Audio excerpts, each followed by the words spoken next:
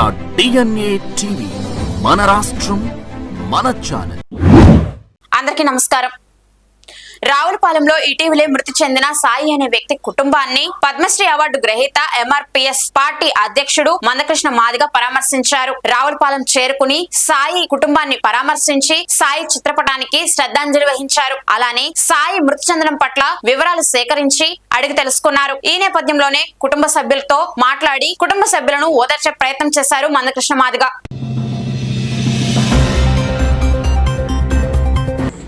ఏ సాయి తల్లి అయితే ఫిర్యాదు చేసిందో ఆ సాయి తల్లి చదువుకున్నది కాదు, నిరక్షరాస్యులు. ఫిర్యాదు వాళ్ళు రాయలేదు.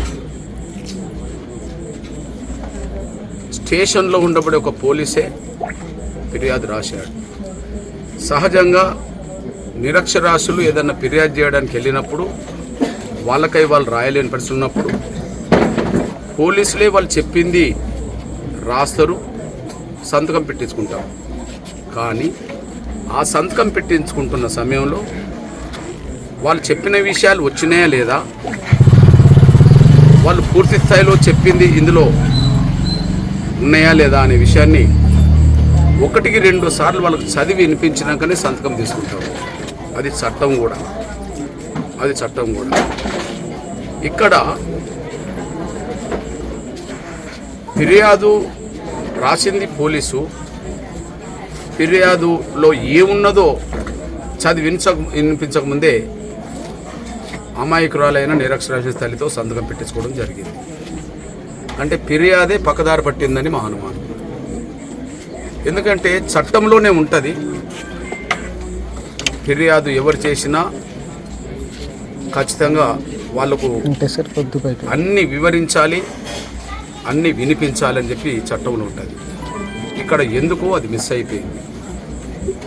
ఇక్కడ ఆ మిస్ కావడం వల్ల ఏ కుటుంబ సభ్యులైతే వినిపించకపోవడం వల్ల, సంతకం పెట్టే సమయానికి వినిపించకపోవడం వల్ల, ఒకరే దుర్గాప్రసాద్ నిందితుడని FIR రాయడం వల్ల, ఒకరినే అరెస్ట్ చేయడం వల్ల కుటుంబ సభ్యులకు అనుమానాలు పెరిగినాయి.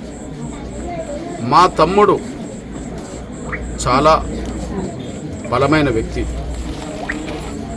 చాలా సంపూర్ణమైన ఆరోగ్యమైన వ్యక్తి, అదే సమయంలో బాగా ఎత్తైన వ్యక్తి. ఎవరైతే నమ్మించి దుర్గాప్రసాద్ తీసుకెళ్ళాడో ఈయనతో పోల్చుకుంటే ఆయన చేతిలో ఒక్కడు ఇతను చనిపోయే పరిస్థితి లేదు. అంత దృఢమైన శక్తివంతుడు. కాబట్టి నమ్మించి ఒకరిని తీసుకెళ్ళడం కోసం ఈయన పాత్ర పోషించడం చేసి, తీసుకెళ్ళినాక ఇంకొక 3-4 ఈ హత్య సంఘటనలో పాల్గొంటేనే తప్ప అతన్ని చంపే పరిస్థితి ఉత్పన్నం కాదని చెప్పి కుటుంబ సభ్యుల ఆవేదన, అభిప్రాయం, ఆరోపణ. వాస్తవానికి ఫిర్యాదు చేసినప్పుడు, ఫిర్యాదు వినిపించినప్పుడు అందులో ఒకరి పేరే ఉంటే మా తమ్ముడిని ఒక్కరే తీసుకెళ్ళి చంపే పరిస్థితి లేదు, మా తమ్ముడు ఒక్కడి చేతిలో చనిపోయే పరిస్థితి లేదు అని చెప్పి వాళ్ళకు ఇప్పుడైతే ఏ పేర్లైతే చెప్పారో అనుమానాలతోటి అవే పేర్లు ఆనాడే చెప్పేవాళ్ళు. FIRలో వాళ్ళ పేర్లు కూడా వచ్చాయి. వాళ్ళు ఉన్నారా లేదనే విషయం తర్వాత విచారణ తెలియలేదు, కానీ ఖచ్చితంగా మర్డర్ కేసులో వాళ్ళ పేర్లు కూడా వచ్చాయి. దురదృష్టవశాత్తు FIR రాసేటప్పుడే ఫిర్యాదే సరిగ్గా చదివి వినిపించకపోవడం వల్ల ఇది పక్కదారి పట్టిందని మేము భావిస్తున్నాం. ఇది మేము స్పష్టంగా మేము గ్రహించింది. అదే సమయంలో ఒక్కరి వల్ల మా తమ్ముడు చంపబడలేడు, ఒక్కడు వచ్చి మా తమ్ముడిని చంపలేడు అని చెప్పి వీళ్ళ స్పష్టమైన అభిప్రాయం. ఇంకొక 3-4 ఉండవచ్చు అనేది వాళ్ళ అభిప్రాయం. ఏంటిది? అవి నిజమా అనుమానాలని తేల్చాల్సింది ఎవరు? డిపార్ట్మెంట్. కాబట్టి నిజమవుతే, ఒక్కరిదే నిజమవుతే అది బయట సమగ్రమైన విచారణ జరిపి బయటకు తీసుకురావాలి. లేదా ఇంకో 3-4 నిజంగానే ఉన్నారు అని అనుకుంటే అది కూడా బయటకు తీసుకురావాలి. అది తీసుకొచ్చే బాధ్యత డిపార్ట్మెంట్. అది సమగ్రమైన విచారణ జరిపి వాస్తవాలు ఏందో బయటకు తీసుకురామంటున్నాం. ఇవి కొన్ని నిజాలు కావచ్చు, లేదా కొన్ని అనుమానాలు కావచ్చు.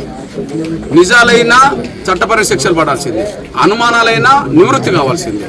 కాబట్టి ఈ విషయంలో మాకు ఉండబడే అనుమానాలు, కుటుంబ సభ్యులకు ఉండబడే అనుమానాలే అనుకున్నప్పటికీ ఆ అనుమానాలను నివృత్తి చేయాల్సిన బాధ్యత డిపార్ట్మెంట్ది. అది నివృత్తి చేసేంత వరకు ఖచ్చితంగా మా జిల్లా కమిటీ ఎంఆర్పిఎస్ అనుబంధ విభాగాలన్నీ కుటుంబానికి అండగా నిలబడతాయి. ఇక కమిషన్ నుంచి రావాల్సినవి ఆటోమేటిక్గా వస్తాయి. రప్పించడానికి మేము కూడా వేగవంతం చేస్తాం.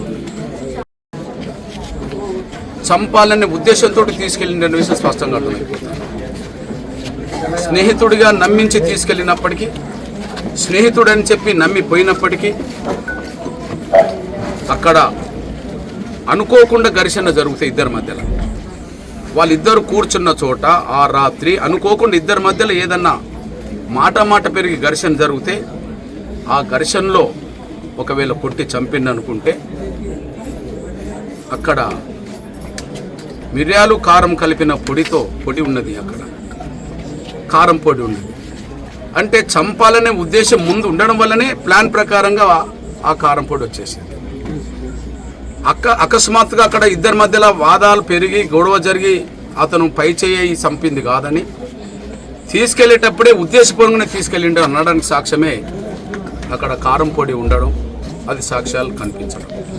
దీన్ని బట్టి ఒక్కడు కుట్ర చేశాడా, ఒక్కడే చంపాడా, ఇంకా తీసుకెళ్ళడానికి ఈయనను ముందు పెట్టారా, లేదా ఇంకా ఎంతమంది ఉన్నారనే విషయం మాత్రం లోతైన సమగ్రమైన విచారణ చేస్తే తప్ప అది బయటికి రాదు.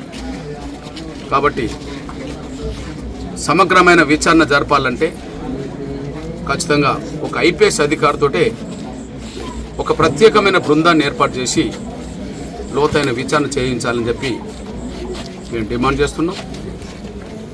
సోదరులు సిఐ గారు కూడా ఖచ్చితంగా కొన్ని అనుమానాలు ఉత్పన్నమవుతున్న సమయంలో ఖచ్చితంగా అతన్ని రిమాండ్ చేశాం కనుక మేము ఒక 5 రోజులు ఖచ్చితంగా పోలీస్ కస్టడీకి మేము కోరుతున్నాం.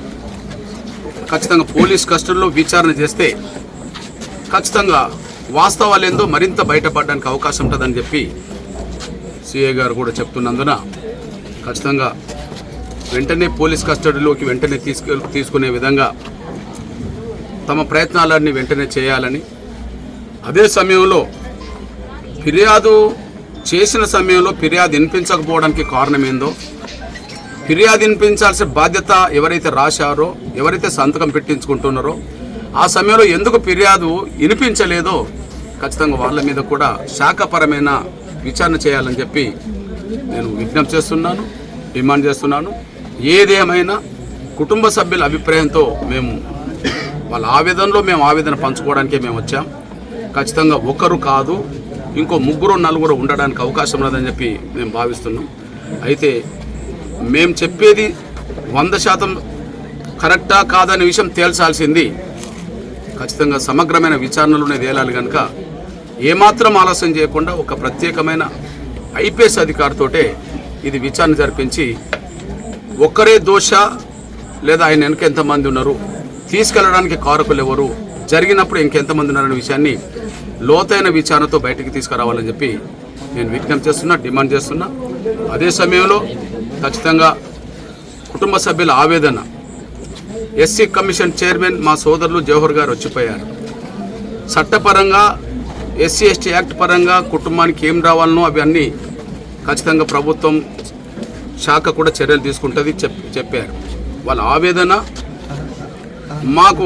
మా తమ్ముడు చంపబడ్డం తర్వాత ప్రభుత్వం నుంచి కమిషన్ నుంచి ఏదైతే మాకు ఉద్యోగం లేదా ఆర్థికంగా వనరులు, అదే సమయంలో భూమి ఏదైతే ఉన్నదో అవి చట్టపరంగా వస్తాయేమో కానీ మేము దానికి అత్యంత ప్రాధాన్యత ఇవ్వట్లేదని, మా తమ్ముడిని చంపిన దాంట్లో ఒక్కడు కాదు మేము 3-4 అంటున్నాం, వాళ్ళ పేర్లు కూడా మేము ఇప్పుడు చెప్తున్నాం కనుక వాళ్ళను ఖచ్చితంగా వదలకుండా చూడాలని మాత్రమే, మా తమ్ముడి ఆత్మశాంతి కలగాలన్నా, నిజంగా మా తమ్ముడి చావుకు నిజమైన వ్యక్తులు శిక్ష పడాలన్నా వాస్తవాలు ఏందో బయటికి రావాలని చెప్పి మాత్రం వాళ్ళు కోరుతున్నారు కనుక ఖచ్చితంగా ఆ పరంగానే పోలీస్ డిపార్ట్మెంటు ఉన్నతాధికారులు కూడా చర్యలు చేపట్టాలని చెప్పి నేను విజ్ఞప్తి చేస్తున్నాను, డిమాండ్ చేస్తున్నాను.